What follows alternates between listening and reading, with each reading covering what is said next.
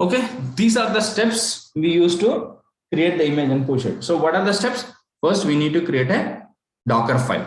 After that, we need to build the image. And then while building, if we have properly built with the repository name matching, right? As it is an unofficial image, it should have the username also before the image name, username / image name. While building, if you have built properly, right, you can skip this step, third step, tag step. But not if you have not built like this. If you have built it with your own name, and if you want to tag it like a proper repository name, you have to tag once again using this tag command. So tag and this image and the other image name, the tag name, which is proper to your repository name, and then log in.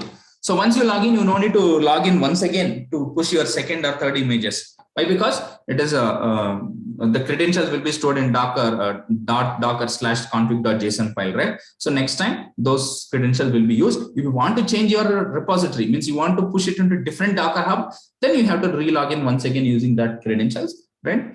Then push the image. So simple. Create a Docker file, build the image.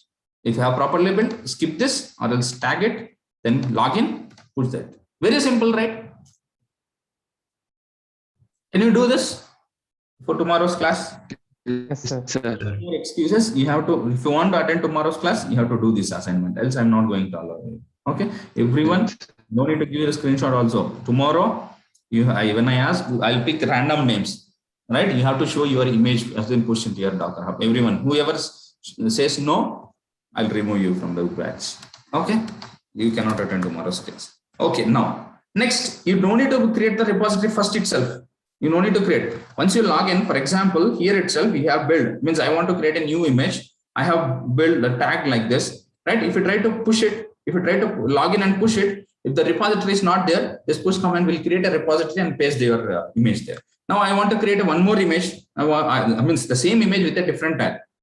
I think you understood that concept, right? You don't need to create a repository there. Directly here itself, if you tag the image and try to push it like this, right? If the repository is not there in Docker Hub, right? When you push the image, if the repository is not there in Docker Hub, it will create a repository there and place it there. Okay, fine. Next, I want to create one more image with a different version. Okay, you build it. You create a Docker file or else modify the WAR file or something. You build the image using Docker build command, right? Change the, while building, change the version to like 1.1 or 1.0.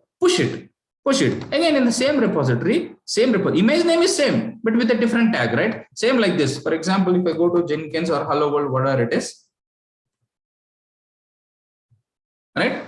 So here, if you see here, same repository is same, but tags are different. So this is same image with the different tag, Image is same, but tag it different. So same for us also. If you push an image with a different tag, what will happen there? Right? The image repository is same. Image repository will be same. Right? If you get into this, repository will be same, but here you can see different tags. Images with the different tags. Understood, guys? Okay. Yes.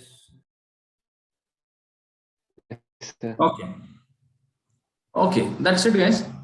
So this is manual pushing. If you purchase this pro, right, a paid version, if you push it into code into GitHub with the GitHub actions, you can generate the image and push it to this here also. That also, that is not required for us. That is one extra option. We'll discuss about that also. You can enable hooks also, means any action. If an image has been placed here, if you want to enable hooks. So these hooks are available in SonarQube also, means if any SonarQube report is generated, right, or else if any image is pushed into this Docker Hub, you can use, like how we have GitHub, right? We have seen webhooks, right, in GitHub. Whenever a commit is made into GitHub, it will trigger Jenkins job, right? Like that. If any image is pushed into this Docker Hub, if any action has to be taken, right? Docker, this hooks also we can enable. Same like this SonarQube hooks also there. If any report has been generated in SonarQube, right? A hook has to be generated at trigger something, right? We can do this. A webhook is a HTTP callback trigger to a specific event. You can create a single webhook to start. Like this, you can read it, understand. That is whatever I said. When an image is pushed to the repository, your workflow will kick off based on your specific webhooks. Okay, you can use these webhooks in your other tools. Okay. That's it, guys, for today. And tomorrow Tomorrow, similar way, however, we created today, we created this Docker file, right, for Jenkins, right? This is in general, we will not host Jenkins like this. We install based on operating system. Tomorrow, what I'll do is I will create Jenkins without Tomcat, means directly how we use Jenkins, right? How we install Jenkins. So I'll try to take Jenkins image. I'll try to take Jenkins image here, this Jenkins, Jenkins, right? This Jenkins I will take. Okay, it is saying if you go here, it will say this is not required. You have to use this image. This is deprecated, like that. I'll use this image and I'll show some concept, very important concept called as volumes. Volumes. What is that? Because if we create a Jenkins and create a job, if I remove my container and recreate one more container with the same image, all my previous jobs are lost. I don't want to do like that. Whatever are there previously, I want to persist them. Right? So even, for example, I have a Jenkins with one version, I'm running it. I created 100 jobs. Tomorrow, if I want to remove the container and create a new container with the latest version of the image, when I remove the container, all the jobs are lost. When I create a new container with the new Jenkins version, right, it will be like a fresh Jenkins. I lost everything. That should not happen. Even when I recreate a containers with the latest images, my data has to be persisted beyond the life cycle of the containers, right? Tomorrow, this entire class will spend only for volumes. Okay. Don't skip tomorrow's class, guys. But don't forget to do the assignment as well. Okay. Okay. Okay. That's it for today. We'll meet tomorrow. Sorry, you said that you will say how to implement sudo. Sudo. Okay. Now let me tell that. Then quickly let me tell that. Did I stop this instance? I think no. Okay. Okay. So see, what is the user we are using to control our Docker? EC2-user. EC2-user. So if you want to use Docker commands, right? You want to use sudo because Docker you install with sudo access, you have to use it. Now, if you want to get rid of that, I don't want to use sudo anymore. What you have to do is, whenever you install Docker, a user will be created. A group will be created with the name Docker.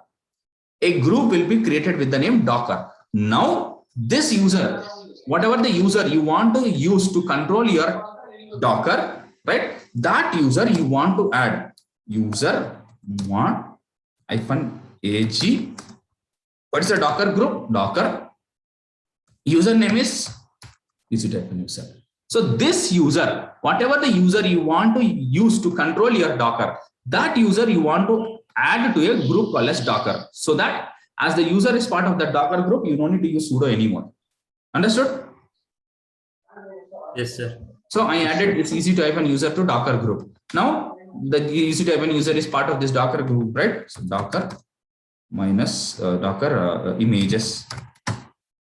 Oh, what happened? Sudo Docker get permission denied. Seriously? I added, right? Did I do any mistake? User mod. Okay, minus -ag. Do I need to keep it in double quotes? I'm not sure. Minus G, sir. Minus- After minus A, G. Minus G. age, sir. That is fine. Minus -ag or minus -a minus -ag both are same. I said, right, parameters. You can pass.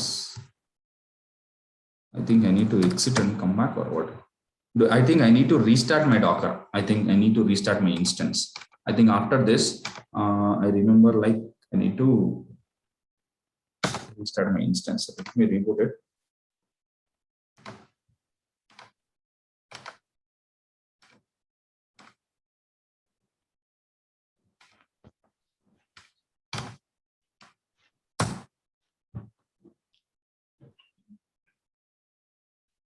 Service sudo docker restart I would have done. I am mad. Service restart docker.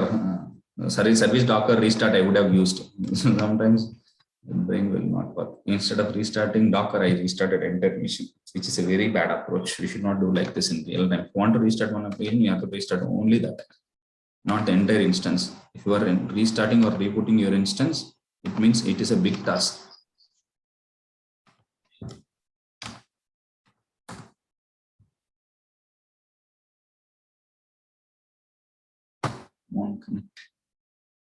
Okay, now if I type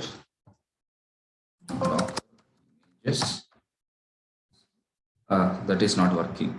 Sudo service Docker start. So if I don't want to start my Docker every time, what should I do? We have to enable. Yeah, System sudo enable system enable Docker. So if we enable like this, so our system means our Docker will be Systemctl. sysdl. Sorry. So if you enable like this, so our Docker will be restarted every time whenever they restart your mission, your instance, automatically your when your means restart means what? Stop and start, right? When your instance will get stopped, Docker also will get stopped. When you start instance, Docker will not start automatically. So if you enable like this, whenever you restart your mission, whenever it stops, it stops. Whenever you start instance, automatically this Docker also will get starts, right? So now if I type Docker images, it's not working without sudo. Understood, guys? Yes, sir. Okay, so you have to add that user to a group called Docker. That group will be created at the time of Docker installation. Okay. So Sir, you almost said, one more thing, sir. Yes. I just had a doubt between stop and kill, sir. Stop and Kill command. stop is like stop your container. Kill means removing that container. It's like killing means stop is your container is running smoothly. You just want to stop it. You stopped it. In few cases, your container got hanged. Your container got hanged. It is not responding. You are not able to use it or attach it. So what you'll do? You can't even stop it. You have to kill it. I mean, I just stopped it and killed it, sir. I mean, both. Stop it. The container itself is not responding. How can you execute a stop on that? Okay. Okay. Abnormal termination. You want to? It's like kill is like some forceful, sir. Yeah. Yes. Exactly. Okay. Okay. While creating image, you said Docker file, right, sir? We have to create Docker file with the same name, capital D, and same name Docker file should be there. So Linux will not accept like it is case sensitive, so we cannot create again with the same file name, right, sir? Go and create in some other location. Don't Some create other in the same location. Yes. So in the same location, we can create only one Docker file. Yeah, yes, exactly. In general, in real time, we'll keep the Docker file in the GitHub repository itself. If you see KC Maven web project, right? For this, I have created one Docker file. For this KC Maven web project, I have created one Docker file. After tomorrow volumes concept, I'll discuss about this only. All right. So here I have created a Docker file. Where is my Docker file? Inside the GitHub repository itself. Right. So like this we'll keep in general. So it is a different location, right? Even if you have 100 projects, Docker file will be there in each project. When you clone, you have a Jenkins clone, it's a different repository. It will be a different location, right? Yes, sir. Okay. Okay. And, sir, in the Docker file, we wrote expose and port number. When we learning Tomcat also one default port number 8080. I'll tell that. So port number part I haven't discussed yet. I'll discuss once again tomorrow. Okay. I said volumes concept I'll discuss right at that time when I'm dealing with Jenkins. I'll tell about that also. Okay. Okay. Sir. Tomorrow we'll spend for volumes. Next class we'll spend for this Docker image. So for KC Maven project. Today whatever we did for Jenkins, the same we do for KC Maven web project. Then we'll do the other parts. Okay. Okay. Sir. Okay, next I have to discuss about Compose, very basic about Compose. I will not concentrate on Compose. What else is there? Volumes, networks, Compose. I'll just tell the basic. Next, volumes, Compose, linking, networking.